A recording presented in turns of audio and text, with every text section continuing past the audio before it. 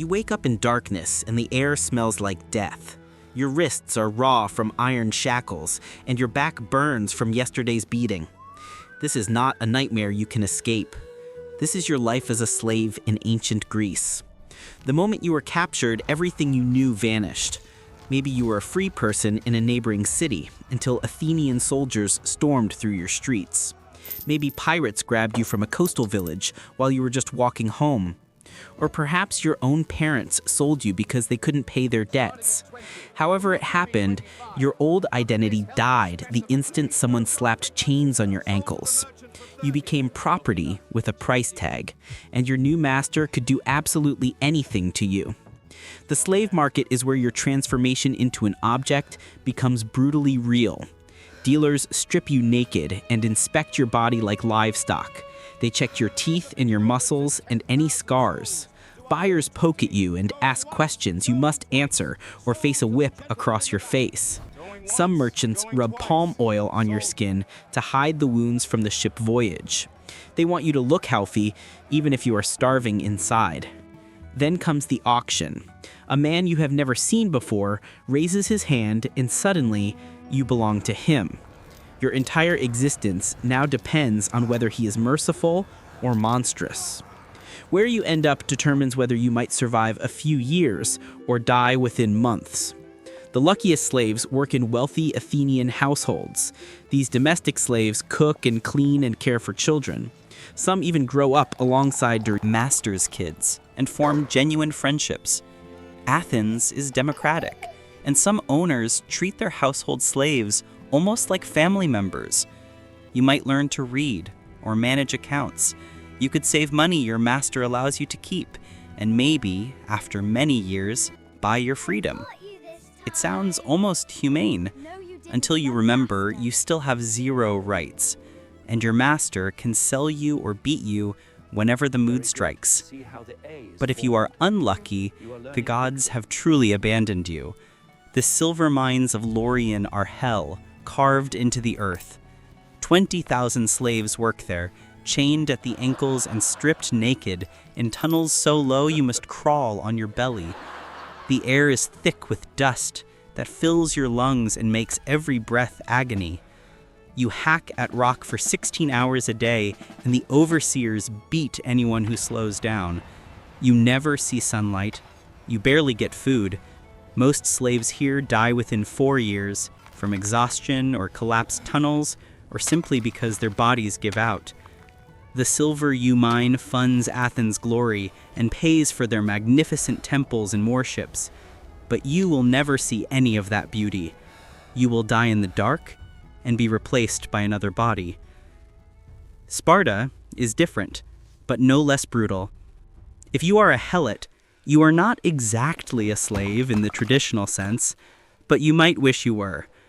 Helots are conquered peoples, forced to work Spartan land generation after generation. You farm the fields that once belonged to your ancestors. Spartans treat helots with systematic cruelty because they fear rebellion. Every autumn, young Spartan warriors hunt helots for sport and a ritual called the Crypteia. They murder the strongest and smartest helots to keep the population terrified and submissive. You live in constant fear that tonight, a Spartan teenager will kick down your door and drive a spear through your chest, just to prove his manhood. Even in relatively gentler Athens, your daily existence is suffocating. You cannot own property or testify in court or marry legally. If someone murders you, your master might get compensated for lost property, but you get no justice. Your children, if you have any, are born into slavery too. The system is designed to erase your humanity. Philosophers like Aristotle argue that some people are natural slaves, meant to serve others. They claim you lack the rational capacity for freedom. Society treats this exploitation as normal and necessary. Yet some slaves find ways to resist without open rebellion. You might work slowly when the master is not watching. You might steal small amounts of food or break tools accidentally on purpose. Some slaves run away, though capture means horrific punishment or death. A few get manumitted, which means granted freedom, either because they saved enough money or their master freed them in a will. But freedom does not mean citizenship. You become a metic, a foreign resident with limited rights. You will never vote in the assembly or own land. You remain an outsider forever. The cruelty is not just physical, it is psychological. You must pretend to be grateful. You must smile when your master's children play while your own children are sold away. You must listen to Athenians celebrate their democracy, their love of freedom, their philosophical debates about justice, while you stand in the corner holding their wine cup. The hypocrisy is staggering. They build the Parthenon and write beautiful plays about human dignity while treating you as less than human. They praise their political freedom while denying yours completely. Some slaves work as artisans or teachers, or even manage businesses for their masters.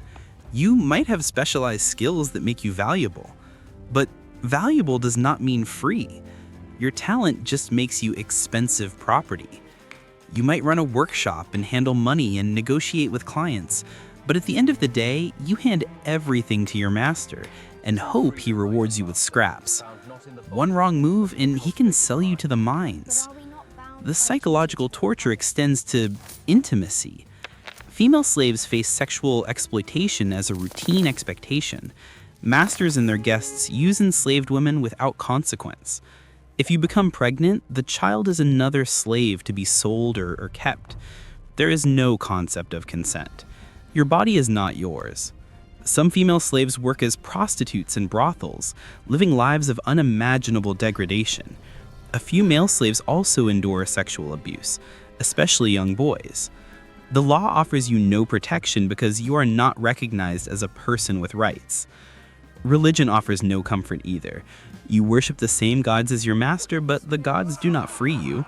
You participate in festivals, but always as a servant, not a celebrant. The temples built with slave labor stand as monuments to a civilization that depends entirely on your suffering. You might pray for liberation, but the prayers go unanswered year after year. What makes slavery in ancient Greece especially insidious is how normalized it becomes. Freeborn Greeks do not see slavery as evil. They see it as necessary for their way of life. Without slaves, who would work the fields and mines and households? Who would do the labor that frees citizens to philosophize and debate in the agora? Your oppression is the foundation of their enlightenment. They cannot imagine their democracy without your chains. And yet you endure. You find small moments of humanity in whispered conversations with other slaves. You hold on to memories of your life before captivity. You teach your children songs from your homeland even though they will never see it. You survive, not because you accept your fate, but because you refuse to let slavery destroy every part of who you are. This is what it means to be a slave in ancient Greece. It means waking up every day knowing you are trapped. It means watching free people live lives you will never have. It means being told you are inferior while doing the work that makes their civilization possible.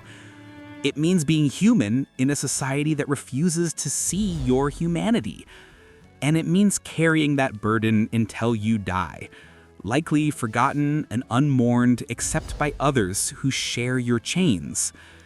The ancient Greeks gave the world democracy and philosophy and art, but they built it all on the broken backs of people whose names we will never know. That is the truth they did not write in their history books. That is the legacy they tried to hide. But we remember.